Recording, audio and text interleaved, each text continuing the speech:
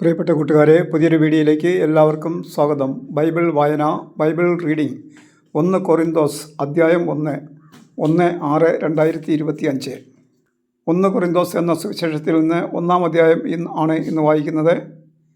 16 അധ്യായങ്ങളുള്ള 1 കൊറിന്തോസ് എന്ന സുവിശേഷം ജൂൺ 1 മുതൽ വായിച്ചു തുടങ്ങുന്നു. ഈ വായന ജൂൺ 20 പൂർണ്ണമാകും എന്ന് പ്രതീക്ഷിക്കുന്നു. കർത്താവ് ഈ സുവിശേഷം മുഴുവൻ തടസ്സമില്ലാതെ വായിക്കാൻ കൃപ തരണമേ എന്ന് പ്രാർത്ഥിക്കുന്നു. കർത്താവ് ഈ വചനവായന കേൾക്കുന്ന എല്ലാവരെയും അനുഗ്രഹിക്കണമേ എന്ന് പ്രാർത്ഥിക്കുന്നു. കർത്താവായ യേശുവിൻ്റെ കൃപ എല്ലാവരോടും കൂടെ ഉണ്ടായിരിക്കട്ടെ. 1 കൊറിന്തോസ് അധ്യായം 1. അഭിവാദനം. ഉപകാരസ്മരണ. യേശുക്രിസ്തുവിൻ്റെ അപ്പസ്തോലനായി ദൈവഹിതാനുസരണം വിളിക്കപ്പെട്ട പൗലോസും സഹോദരൻ സോസ്തെനേസസും കൊറിന്തോസിലുള്ള ദൈവത്തിൻ്റെ സഭയ്ക്ക് എഴുതുന്നത്. യേശുക്രിസ്തുവിൽ വിശുദ്ധരായവർക്കും വിശുദ്ധരാകാൻ വിളിക്കപ്പെട്ടവർക്കും നമ്മുടെ കർത്താവായ യേശുക്രിസ്തുവിൻ്റെ നാമം എല്ലായിടത്തും വിളിച്ചപേക്ഷിക്കുന്ന എല്ലാവർക്കും നമ്മുടെ പിതാവായ ദൈവത്തിൽ നിന്ന് കർത്താവായ യേശുക്രിസ്തുവിൽ നിന്നും കൃപയും സമാധാനവും. യേശുക്രിസ്തുവിൽ നിങ്ങൾക്ക് കൈവന്ന ദൈവകൃപയ്ക്ക് ഞാൻ നിങ്ങളെ പ്രതി ദൈവത്തിന് സദാ നന്ദി പറയുന്നു. എന്തുകൊണ്ടെന്നാൽ അവിടുന്ന് എല്ലാവിധത്തിലും പ്രത്യേകിച്ച് വചനത്തിലും വിജ്ഞാനത്തിലും നിങ്ങളെ സമ്പന്നരാക്കി. ക്രിസ്തുവിനെപ്പറ്റിയുള്ള സാക്ഷ്യം നിങ്ങളിൽ ഉറപ്പിക്കപ്പെട്ടതിൻ്റെ ഫലമായി നമ്മുടെ കർത്താവായ യേശുക്രിസ്തുവിൻ്റെ വെളിപാട് കാത്തിരിക്കുന്ന നിങ്ങൾക്ക് യാതൊരു ആത്മീയ ദാനത്തിൻ്റെയും കുറവില്ല. നമ്മുടെ കർത്താവായ യേശുക്രിസ്തുവിൻ്റെ ദിനത്തിൽ നിങ്ങൾ കുറ്റമില്ലാത്തവരായിരിക്കേണ്ടതിന് അവസാനം വരെ അവിടുന്ന് നിങ്ങളെ പരിപാലിക്കും.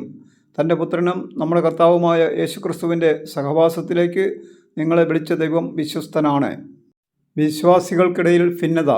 സഹോദരരെ, നിങ്ങൾ എല്ലാവരും സ്വരച്ചേർച്ചയോടും ഐക്യത്തോടും ഏകമനസ്സോടും ഏകാഭിപ്രായത്തോടും കൂടെ വർത്തിക്കണമെന്ന് നമ്മുടെ കർത്താവായ യേശുക്രിസ്തുവിൻ്റെ നാമത്തിൽ ഞാൻ നിങ്ങളോട് അഭ്യർത്ഥിക്കുന്നു. എൻ്റെ സഹോദരരെ, നിങ്ങളുടെ ഇടയിൽ തർക്കങ്ങൾ ഉണ്ടെന്ന് ക്ലോയയുടെ ബന്ധുക്കൾ എന്നെ അറിയിച്ചിരിക്കുന്നു. ഞാൻ പൗലോസിൻ്റേതാണ്, ഞാൻ അപ്പോളോസിൻ്റേതാണ്, ഞാൻ കേപ്പായുടേതാണ്, ഞാൻ ക്രിസ്തുവിൻ്റേതാണ് എന്നിങ്ങനെ നിങ്ങൾ ഓരോരുത്തരും പറയുന്നതിനാണ് ഞാൻ ഉദ്ദേശിക്കുന്നത്. ക്രിസ്തു വിഭജിക്കപ്പെട്ടിരിക്കുന്നുവോ? നിങ്ങൾക്ക് വേണ്ടി ക്രൂശിതനായത് പൗലോസാണോ? പൗലോസിൻ്റെ നാമത്തിലാണോ നിങ്ങൾ ജ്ഞാനസ്നാനം സ്വീകരിച്ചത്? ക്രിസ്പോസിനെയും ഗായൂസിനെയുമല്ലാതെ നിങ്ങളിൽ മറ്റാരെയും ഞാൻ ജ്ഞാനസ്നാനപ്പെടുത്തിയിട്ടില്ല എന്നതിൽ ദൈവത്തിന് നന്ദി പറയുന്നു. അതുകൊണ്ട് എൻ്റെ നാമത്തിൽ സ്നാനം സ്വീകരിച്ചു എന്ന് പറയാൻ നിങ്ങളിൽ ആർക്കും സാധിക്കുകയില്ല. സ്തേഫാനോസിൻ്റെ കുടുംബത്തെ കൂടി ഞാൻ സ്നാനപ്പെടുത്തിയിട്ടുണ്ട്. അതല്ലാതെ മറ്റാരെയെങ്കിലും ഞാൻ സ്നാനപ്പെടുത്തിയിട്ടുണ്ടോ എന്ന് അറിഞ്ഞുകൂടാ. എന്തെന്നാൽ ക്രിസ്തു എന്നെ അയച്ചത് സ്നാനം നൽകുവാനല്ല, സുവിശേഷം പ്രസംഗിക്കാനാണ്. എന്നാൽ വാഗ്വിലാസത്തോടെയല്ല. ആയിരുന്നെങ്കിൽ ക്രിസ്തുവിൻ്റെ കുരിശ് വ്യർത്ഥമാകുമായിരുന്നു. കുരിശിൻ്റെ ഭോഷത്വം. നാശത്തിലൂടെ ചരിക്കുന്നവർക്ക് കുരിശിൻ്റെ വചനം ഭോഷത്വമാണ്. രക്ഷയിലൂടെ ചരിക്കുന്ന നമുക്കോ അത് ദൈവത്തിൻ്റെ ശക്തിയത്രേ. വിജ്ഞാനികളുടെ വിജ്ഞാനം ഞാൻ നശിപ്പിക്കും, വിവേകികളുടെ വിവേകം ഞാൻ നിഷ്ഫലമാക്കും എന്ന് എഴുതപ്പെട്ടിരിക്കുന്നുവല്ലോ. വിജ്ഞാനി എവിടെ? നിയമജ്ഞൻ എവിടെ? ഈ യുഗത്തിൻ്റെ താർക്കികൻ എവിടെ? ലൗകിക വിജ്ഞാനത്തെ ദൈവം ഭോഷത്വമാക്കിയില്ലയോ? ദൈവത്തിൻ്റെ ജ്ഞാനത്തിൽ ലോകം ലൗകിക വിജ്ഞാനത്താൽ അവിടുത്തെ അറിഞ്ഞില്ല. തന്മൂലം വിശ്വസിക്കുന്നവരെ സുവിശേഷ പ്രസംഗത്തിൻ്റെ ഭോഷത്വം വഴി രക്ഷിക്കാൻ അവിടുന്ന് തിരുമനസ്സായി. യഹൂദർ അടയാളങ്ങൾ ആവശ്യപ്പെടുന്നു, ഗ്രീക്കുകാർ വിജ്ഞാനം അന്വേഷിക്കുന്നു. ഞങ്ങളാകട്ടെ യഹൂദർക്ക് ഇടർച്ചയും വിജാതിയർക്ക് ഭോഷത്വവുമായ ക്രൂശിക്കപ്പെട്ട ക്രിസ്തുവിനെ പ്രസംഗിക്കുന്നു. വിളിക്കപ്പെട്ടവർക്ക് യഹൂദരോ ഗ്രീക്കുകാരോ ആകട്ടെ ക്രിസ്തു ദൈവത്തിൻ്റെ ശക്തിയും ദൈവത്തിൻ്റെ ജ്ഞാനവുമാണ്. എന്തെന്നാൽ ദൈവത്തിൻ്റെ ഭോഷത്വം മനുഷ്യരെക്കാൾ ജ്ഞാനമുള്ളതും ദൈവത്തിൻ്റെ ബലഹീനത മനുഷ്യരെക്കാൾ ശക്തവുമാണ്. സഹോദരരെ, നിങ്ങൾക്ക് ലഭിച്ചിരിക്കുന്ന ദൈവവിളിയെപ്പറ്റി തന്നെ ചിന്തിക്കുവിൻ. ലൗകിക മാനദണ്ഡമനുസരിച്ച് നിങ്ങളിൽ ബുദ്ധിമാന്മാർ അധികമില്ല, ശക്തരും കുലീനരും അധികമില്ല.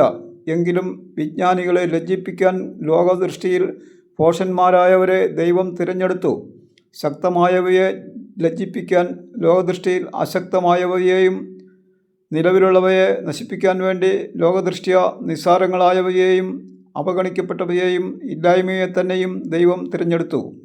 ദൈവസന്നിധിയിൽ ആരും അഹങ്കരിക്കാതിരിക്കാനാണ് അവിടുന്ന് ഇങ്ങനെ ചെയ്തത്. യേശുക്രിസ്തുവിലുള്ള നിങ്ങളുടെ ജീവിതത്തിൻ്റെ ഉറവിടം അവിടുന്നാണ്.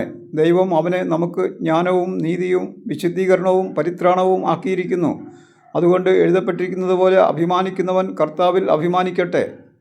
1 കൊറിന്തോസ് 1 അധ്യായം വായന പൂർണ്ണമായി. അതിനെ സഹായിച്ച് ദൈവത്തോട് നന്ദി പറയുന്നു. Thank you.